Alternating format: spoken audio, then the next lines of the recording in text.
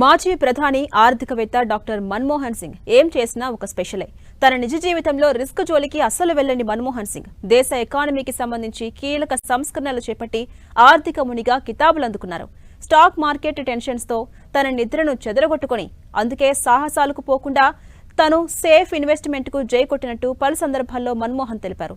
సుదీర్ఘకాలం ఎంపీగా ఉన్న మన్మోహన్ సింగ్ కు చండీగఢ్లోని సెక్టర్ 11B లో 2 ఇళ్లున్నాయి. అలాగే ఆయన భార్య వద్ద 150 గ్రాముల బంగారం ఉంటుందని 2019లో దాఖలు చేసిన ఎన్నికల అఫిడవిట్ ద్వారా తెలుస్తోంది. ఇక మన్మోహన్ పెట్టుబడుల విషయానికొస్తే ఆయన సాంప్రదాయ ఫిక్స్డ్ డిపాజిట్ల వైపై మొగ్గు చూపారు. మొత్తం 7 కోట్లను బ్యాంకుల్లో ఫిక్స్డ్ డిపాజిట్ చేయగా 12 లక్షల రూపాయలను పోస్టాఫీసు జాతీయ పొదుపు పథకాల్లో పెట్టుబడి పెట్టారు.